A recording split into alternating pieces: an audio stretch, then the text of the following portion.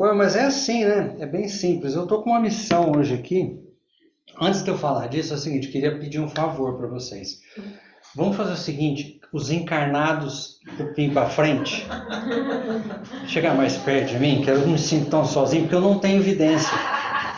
Então eu não estou vendo os desencarnados. Eles vão me perdoar. Tem mais dois aqui, ó. Vem ficar pertinho aqui. Que aí fica os encarnados mais perto, os desencarnados, eles, né? Eu não vejo os desencarnados, não tenho evidência.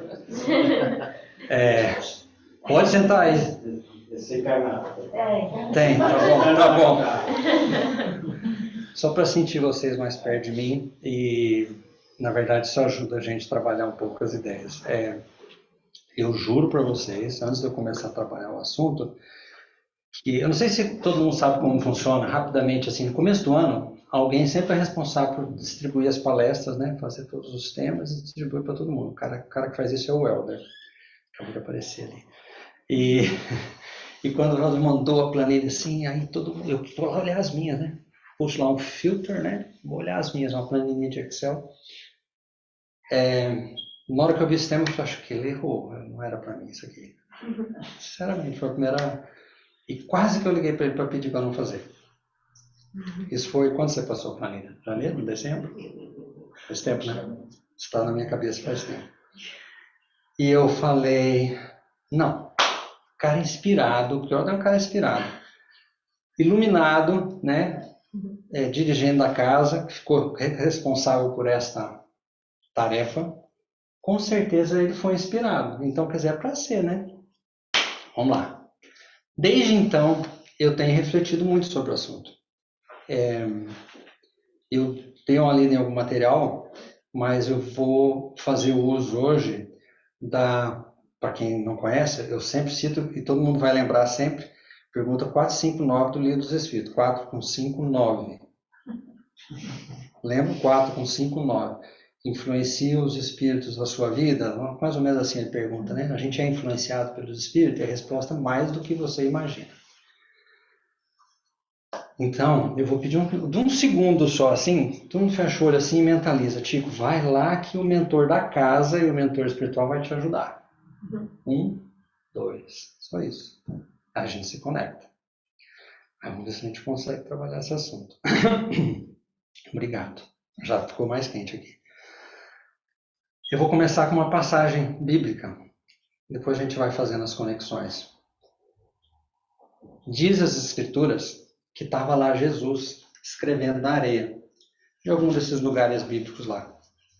Não importa muito onde era, é a passagem que importa.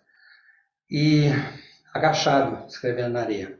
E aí vieram a eles, eu acho que é fariseus e mais uns outros caras lá, que também não importa muito, porque talvez isso nos dias de hoje podiam ser qualquer pessoa. E trouxeram uma mulher adúltera. Todo mundo conhece essa passagem. E começaram a perguntar para o mestre, mestre, tem aqui uma mulher adúltera. O que a gente faz? Pode começar a tirar pedra? Como é que é? Porque era o costume da época. Na verdade, eles estavam testando. E baseado nas ignorâncias da época, eu acho que todos nós somos ignorantes em algum ponto, sempre, querendo entender, né? E o mestre continuava lá escrevendo. E eles perguntaram 1, 2, 3 vezes, ele pegou e se levantou e disse a conhecida passagem que ele fala, bom, vamos fazer o seguinte, quem não tiver pecado, que atire a primeira pedra. Se agachou de novo e continuou escrevendo. Nem olhou para trás. E a mulher atrás dele ali. Dizem as escrituras também que os mais velhos foram os primeiros a começar a sair. Porque quanto mais tempo a gente tem encarnado, mais pecado a gente tem. De fato. Então, isso que foi saindo os mais velhos, depois foi saindo o mais novo, na hora que ele olhou para trás, só estava a mulher. Ele e a mulher. E ele disse para a mulher,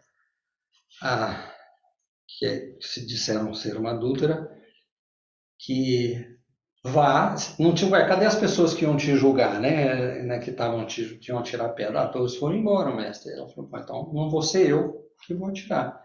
Vai, não peques mais. E essa passagem tem uma simbologia tão grande, pelo menos para mim, e me toca sempre que eu relembro ela, porque ela é tão atual, ela é tão presente em todos os tempos, né? E muito mais nos momentos que as diferenças estão acentuadas, então ela sempre nos traz a refletir. E por ser um espírito encarnado feminino, eu acho que tem muito a ver com o tema da noite. A gente vai desenrolar e vai voltar nesse tema aí no discorrer da noite. Mas eu queria começar fazendo essa reflexão. Quantas vezes em pequenas ações a gente faz esse julgamento, né? A gente aciona no julgamento na maledicência, na crítica, etc, etc. Bom, tem inúmeras passagens, tá escrito ali, eu vou tentar não citar, vamos deixar só a inspiração fluir, no Evangelho, falando, e no Livro dos Espíritos, na maioria da literatura espírita, Consolador, falando sobre a importância da família, da composição da família, quão importante a família é no aspecto da evolução humana e no aspecto da experiência daquele ser encarnado, daquele espírito com a experiência que ele está tendo naquele momento. Quão importante esse núcleo familiar é. E toda a literatura trabalha sobre o assunto de que a gente não vem na família perfeita, a gente vem na família que a gente precisa estar naquele momento. Como aprendiz, como auxiliar, como educador e com diferentes papéis ao decorrer das nossas diversas encarnações. Nessa, eu tive a satisfação de participar como filho, como irmão, como tio, como pai, enfim, talvez um dia como avô e assim por diante, né? Mas a encarnação vai nos dando experiências. E a mulher tem ela tem uma função muito especial, que é essa função do procriar e do trazer à luz uma vida, trazer a vida à tona, vamos dizer assim, com a participação do parceiro, mas é ela que carrega, é ela que tem essa ligação. Um pouco por essa razão que eu me senti um pouco incapaz de trabalhar o assunto hoje, quando me foi dado. Eu nunca carreguei, né? Eu só fico assistindo lá, é muito fácil essa parte eu acho, do pai, principalmente na gestação, né? Outro dia eu até ouvi uma história de um amigo que eu fiquei... A gente quebrar o gelo aqui, eu vou contar. Ele estava dizendo que, então, quando foi para o hospital, tem esse negócio de assistir o parto, né? Que é uma coisa que já existe há muito tempo, mas cada vez mais acontece, né? E que aí o médico falou, então, nós vamos colocar o senhor lá dentro, então, para você assistir o parto, tem uma posição que a gente põe a cadeira. Alguém aqui já assistiu o parto? Assim, bom, você é óbvio, né? O enfermeiro, né? O enfermeiro, sim, mas você não como pai. Mas você como pai, né, Vitor? Como pai. Eu nunca assisti nenhum dos três. Eu nunca assisti nenhum dos três, das três crianças, nunca assisti por diversas razões, que é outra história. Mas não assisti, não tive essa oportunidade. Sabe Deus o que ia acontecer se eu tivesse assistido, mas eu não assisti. E aí, como é que é? Desmaiar. Com certeza, com certeza. Com certeza eu iria desmaiar. Não tenho dúvida disso, por conta de outras passagens que eu tive com as crianças depois. Mas enfim, eu iria desmaiar. Deus foi tão bom que não deu certo. Nenhuma das 3 gestações eu tive como assistir. Pois bem, esse amigo estava lá e o médico falou, então nós vamos colocar uma cadeira do lado, você vai ficar na parte perto podendo conversar com ela, você vai ter uma visão muito fantástica de quando nasce o bebê e tal. E o cara falou para mim, cara, eu queria sentar na sala de espera, eu não sei se eu queria sentar lá, mas não podia falar nada. Aí ele falou, me deram uma cadeira, eu sentei na cadeira e a cadeira não tinha encosto. Eu fiquei lá sentado naquela cadeira sem encosto, todo o trabalho de parto, e não conseguia. Eu queria falar para minha esposa que estava dando dor nas costas, mas ela estava muito busy, muito ocupada com o parto. Então o homem é assim, o homem tem essa relação. Eu ouvi essa história daí e falei, você não está falando sério? Não, está falando sério. Eu falei, não é possível, cara. Ele falou, você não falou. Eu falei, não falei nada, mas que deu nas costas, deu nas costas. Então, o homem nessa relação do parto, eu vejo assim, o Tico vê como ele é um coadjuvante. Eu acho que o pai tem um papel importantíssimo a partir do nascimento da criança. pode ter um papel de auxílio durante a gestação, mas ele é um coadjuvante. A atriz principal nesse processo é a mãe, que carrega, que está ligada com o bebê, com aquele ser, durante os 9 meses, e segundo contam os livros espíritos, até antes. Pois bem, por que eu contei essa história? Só para quebrar o gelo, esquece. Não tem nenhuma ligação com o que eu ia falar. Mas eu achei interessante também quando vi na, na agenda do dia que o assunto com as crianças era amar ao próximo. Que tem tudo a ver, né? Porque se a gente não perdoa, ou se a gente julga, como é o caso da mulher adulta, a gente não está amando o próximo, né? Porque julgamento e amor, eles não conseguem entrar na mesma basket, no mesmo lugar. São completamente diferentes. Você julgou, você não está amando. Mas por que você está falando isso? O que tem a ver a mãe com esse negócio de amar o próximo e com o julgamento? A minha grande reflexão a respeito dessa importância de o Dia das Mães é todo dia, o que o Helder sugeriu como tema, é que este ser que veio com esta incumbência de gerar a vida é um espírito, com perfeições e imperfeições, como qualquer outro, e que comete falhas, como qualquer outro. Ela tem a capacidade de gerar a vida. Naquela encarnação, eu talvez já tenha sido mãe em outros, mas apaga, né? A memória eu não lembro. Ainda bem, nós todos não lembramos do que a gente fez para trás aí. Não sei se talvez tenha sido uma boa mãe, né? Não dá para saber. Mas enfim, todos nós já passamos pelas esses diversos papéis dentro da família, que os desempenhamos bem ou mal. Mas o que eu queria levar a gente a refletir é quanto será que a gente cobra excessivamente deste ser que veio com essa incumbência de ser mãe.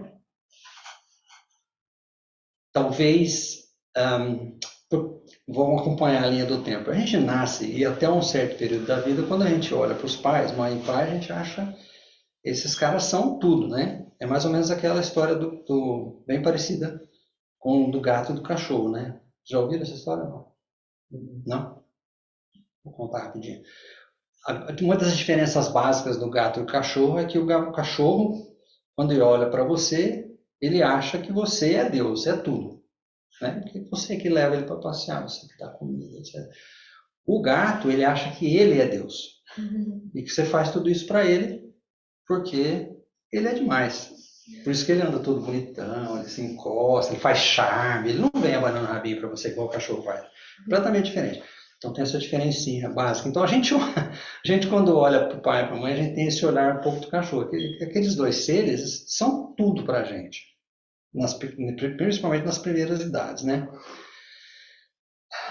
Cada criança vai ter uma idade que vai vai virar, né? E a gente começa a achar que, olha, eu acho que esse cara e essa mãe não é tudo aquilo que eu imaginava. Tem algumas coisas que ela pensa que eu talvez não acredito muito, eu não acho que está certo. E tem uma idade que isso vai acentuando, né? Que é a famosa adolescência, etc, etc. Quando vai se tornando adulto. Hoje eu tenho filhos adultos e grato por tê-los e por poder ter a abertura de aprender com eles, porque eu acho que a gente aprende. Mas sou filho, então tenho mãe também, e acho que a gente às vezes dá um peso ou cobra excessivamente deste ser que pode ter imperfeições e espaço para melhora. E eu penso que em muitos momentos durante essa nossa relação familiar, a gente cobra excessivamente. E, por outro lado, em conversas ou em partilhas com mães, já ouvi, porque eu não sou mãe de novo, não estou executando esse papel nessa encarnação, eu acho que as próprias mães se cobram muito. Que é que é um pecado, assim, para consigo mesmo, porque está lá no Pai Nosso, né? Amai a si próprio primeiro, né? Ou seja, primeiro você tem que se amar. Então, quando a gente se culpa, a gente está deixando de se amar. Então, o meu convite hoje é para a gente, para quem é mãe, que está em casa ou que está aqui, é se culpar menos, se cobrar menos, porque somos todos espíritos na caminhada, nessa jornada de aprendizado. Então, esse é um dos convites para as mães que estão em casa ou que estão aqui, que espero tenham tido um ótimo dia ontem. E para os filhos e para as filhas, talvez cobrar menos ou esperar menos, porque também a gente como pai e mãe, a gente dá o que a gente sabe. Então, aquela mãe, ou essa mãe, ou a tua mãe, a mãe de qualquer um, deu o que sabia dar. Dá ainda o que sabe dar. O melhor dessa pessoa, porque mãe sempre dá o melhor, né? Mas às vezes chega numa idade, principalmente na idade adulta, a gente nem sempre acha que aquilo que a mãe quer dar é o melhor. E aí é onde começam os atritos e tal. Então eu estou trazendo aqui, me perdoa se não era o caminho que talvez muita gente estava pensando quando a gente falou Dia das Mães é todo dia. Assim, a gente comemorou bastante hoje. Eu estou aqui convidando para refletir. Refletir o quanto que a gente cobra e o quanto que a gente talvez perde tempo em coisas que se a gente for averiguar e for sair do problema e olhar de fora, vai perceber que são problemas pequenos, né? E fica porque nem todas as relações são perfeitas. Talvez eu só conheça as erradas. Todo mundo aqui tem as relações perfeitas. Mas a relação de filhos com mães são complicadas. Filhos com os pais, na maioria das vezes, são complicadas. Mas, por experiência de algumas que eu já assisti no decorrer da minha vida, a mãe sofre muito mais que o pai. Talvez por conta dessa conexão sanguínea, essa proximidade que existiu entre esses dois seres por tanto tempo, esse sofrimento seja maior quando existe o atrito. Então a mãe sofre muito quando tem diferenças, quando ela não consegue entender o filho, ou quando o filho não consegue entendê-la, né? Eu entendo que os dois lados sofrem muito. Alguém tem que dar o primeiro passo, algum dos lados, e tentar minimizar o tamanho dos problemas. A gente, quando fica adulto, a gente começa a questionar e começa a ter entendimentos diferentes de uma série de coisas. E é aí que os atritos todos começam. Mas, de novo, a mãe que carregou e que tem essa conexão tão especial com o filho, eu tenho certeza que nenhuma mãe sem consciência para e pensa, eu vou bater contra por conta, não, porque eu quero ser contra, ele está errado. Não, não é uma coisa natural, as diferenças, é por conta de acreditar em coisas diferentes. Então, meu convite aqui é para que a gente, quem é mãe, revisitar o assunto e refletir. Cada um tem o seu universo individual, tem o seu núcleo familiar, tem a sua história individual como filho ou filha, para quem é mãe tem a sua história de filho, filha e mãe, e que é mais interessante ainda remexer com tudo isso, e aí refletir um pouco de como é que eu posso, cada um, agir diferentemente nessas relações.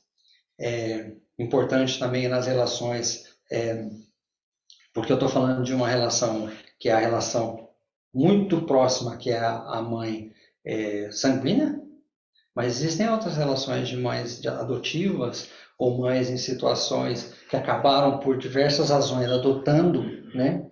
E aí é mais difícil, na minha opinião, porque você tem que respeitar limites, etc, etc. Mas também como é que a gente consegue respeitar esses seres, compreendê-los, se abrir para ouvir, né? E tentar perceber,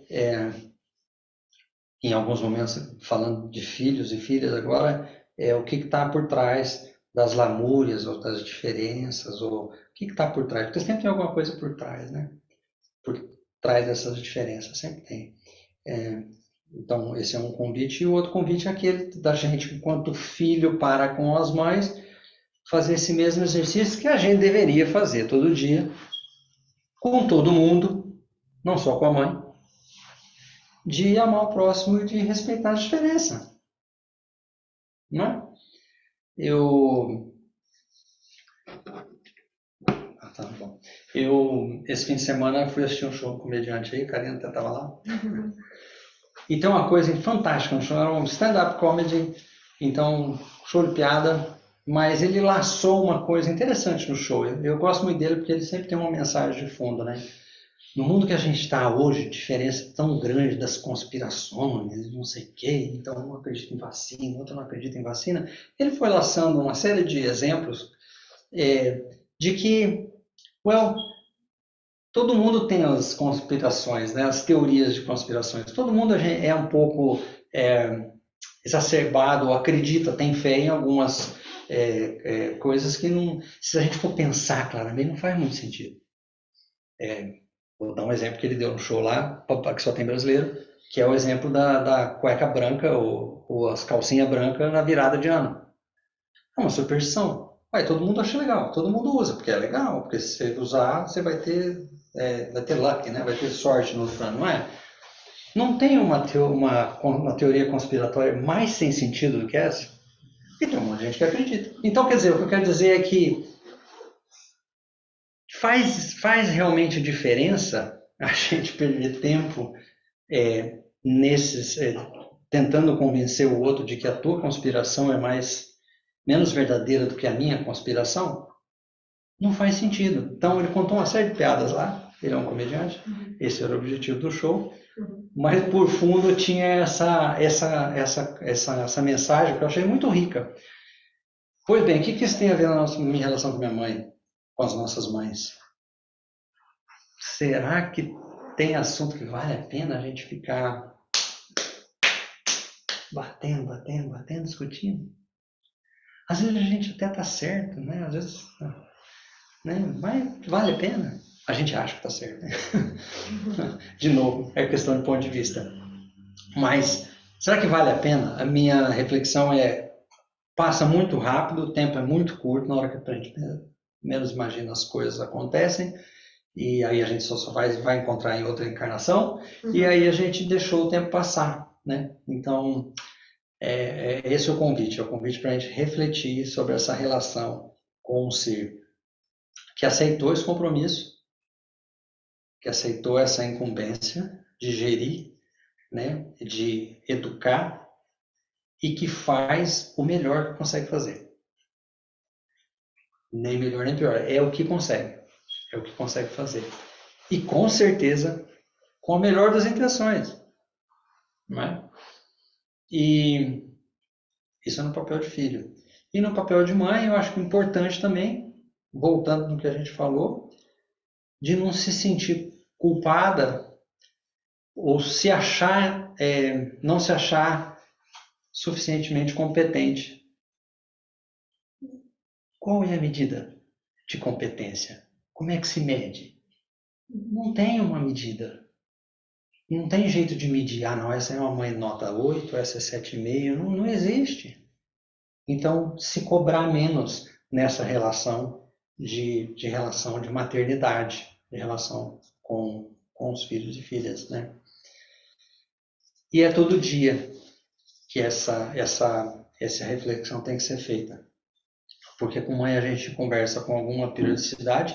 Eu conheço algumas pessoas que conversam todo dia. Eu acho fantástico, maravilhoso, não consigo fazer. Meia culpa aqui, se é que é uma culpa, eu vivo bem com isso, eu nem me acho culpado, mas enfim, tem gente que talvez não viva, mas eu conheço gente que fala todo dia e acho bonito de ver. Eu assisto assim, pelo amor de Deus, para não falar um palavrão, mamma mia. E é bonito de ver, eu acho lindo, mas eu não consigo fazer. É o que eu consigo fazer. A partir do momento que eu conseguir, que a gente consegue, eu não, a partir do momento que a gente consegue perceber que isso é o melhor que eu tenho, isso até onde eu consigo chegar, e respeita isso, a gente tem uma tendência de sentir melhor, mais aliviado, de se cobrar menos. E vai caminhando na medida que a gente consegue, evoluindo na medida que a gente consegue. Então, o dia das mães é realmente todo dia, para a gente fazer essa reflexão, a gente sempre está trabalhando os dois lados. Como se estivesse sentando no papel, estiver atuando no papel de filho e filha, e para as meninas estiver atuando no papel de mãe, né? Eu tenho certeza que tem umas pessoas que ouviram em casa, e na hora que eu falei meninas, elas adoraram. Mas não é o caso aqui, porque são todas meninas. Mas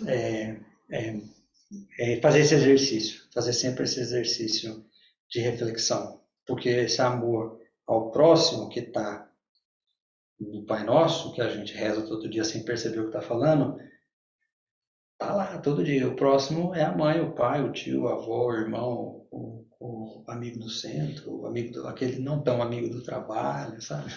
Todo mundo é o próximo. Então, como é que a gente consegue respeitar essas diferenças? Acho que eu estourei. Não tá. Acho que eu achei que não ia dar tempo de contar essa piadinha infame. A piada não é essa história infame desse meu amigo, mas é fato, é como eu me sinto na situação de pai, bem coadjuvante nesse processo. Acho que era isso. Eu não me lembro que eu tinha mais assim na minha junção. Por que eu comecei com a mulher adúltera?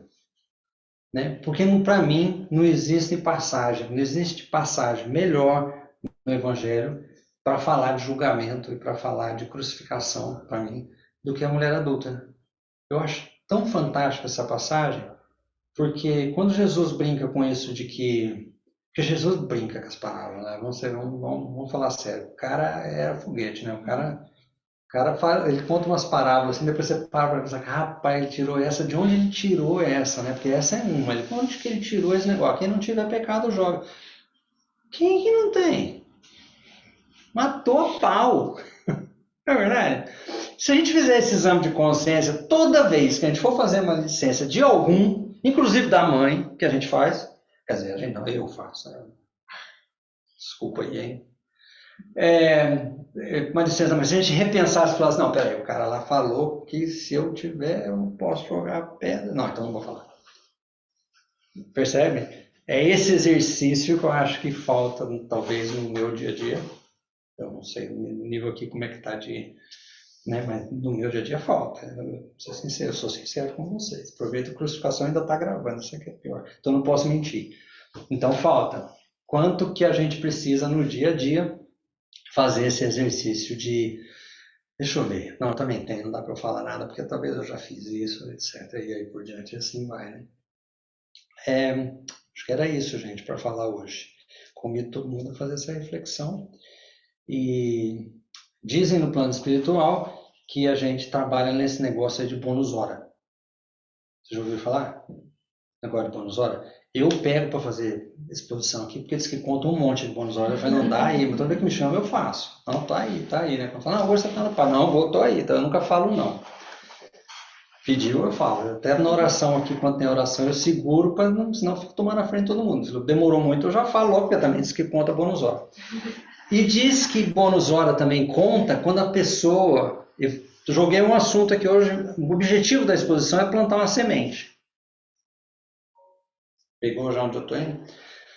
Eu estou plantando a semente aqui. Se vocês conseguirem jogar uma aguinha nessa semente aí pelos próximos dias, vai contando bônus hora. De bobo não tem nada. Pura malandragem. Dizem, eu já ouvi dizer, eu falo isso sempre, vou repetir de novo, que só de malandragem, entendeu? Eu queria um bônus hora. Então, vê se vocês conseguem alimentar essa semente que eu estou jogando hoje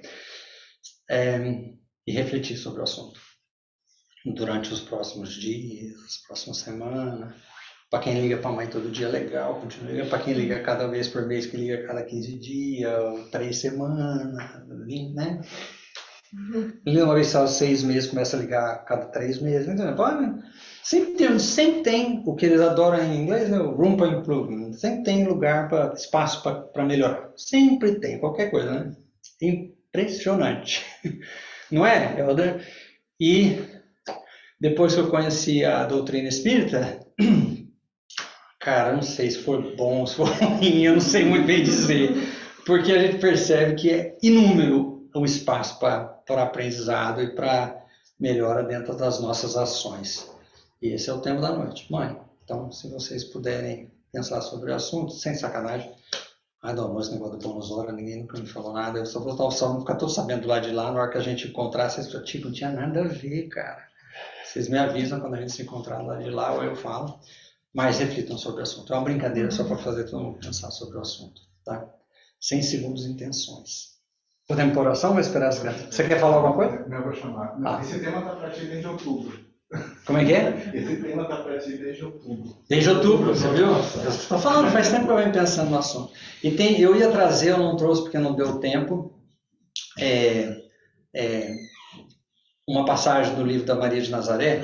Tem um livro que chama Maria de Nazaré, não sei se alguém já leu. Fantástico livro. Mas tem uma palestra agora no meio do ano, eu vou conversar com o Helder se a gente consegue encaixar para fazer só sobre o livro, porque o livro é bom, ele é bem legal e eu já li o livro, gostaria de ler de novo e trabalhar ele para a gente conversar, que é contando um pouco da história da Maria de Nazaré. Esse era o meu primeiro objetivo, depois eu acabei cortando a ideia, porque o livro fala, a gente sempre vai falar do Jesus, daí ele ficou famoso, mas tinha uma mãe lá, né? E era um espírito iluminado. E tem passagens maravilhosas dessa mãe criança antes dela ser mãe. Maravilhosa. O livro é fantástico. Então, nós vamos voltar nesse assunto aí mais para frente. Acho que tem passagens lá que somam e que nos auxiliam a refletir nesse caminho aí de melhora. Então, vamos esperar as crianças para a gente fazer uma oração junto. Obrigado pela energia positiva que deu para sentir aqui daqui e do pessoal que está aí no Brasil. Obrigado pelas energias de amor. E é sempre bom, gostoso falar quando os corações e mentes estão abertos. E dá para perceber virtude. Todo mundo. Para refletir.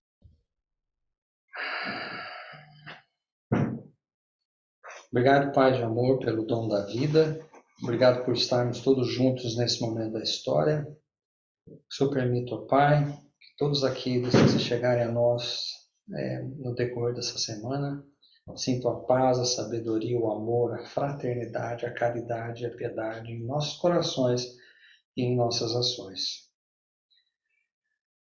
Que o Senhor permita, ó Pai, que a mensagem da noite encontre espaço em nossos corações, que a gente acione os neurônios da reflexão e que essa reflexão toque o nosso coração e se transforme em ações no nosso dia a dia. Que nós consigamos nas nossas relações dentro da família, dentro com as mães, a melhora na medida das nossas capacidades individuais.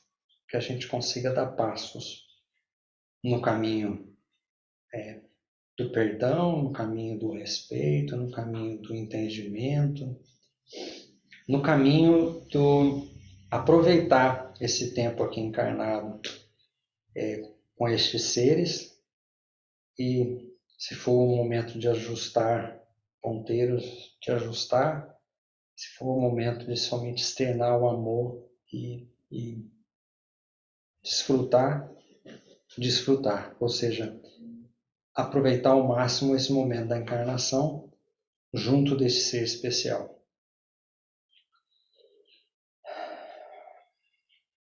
Que o Senhor permita também que todos os amigos aqui encarnados e desencarnados sintam-se tocados pelo amor dos mensageiros do Cristo e que todos aqueles que aqui não puderam estar também sintam. Que os amigos que estão nos acompanhando via internet sintam-se também amparados pelos seus mentores individuais, pelos seus anjos guardiões.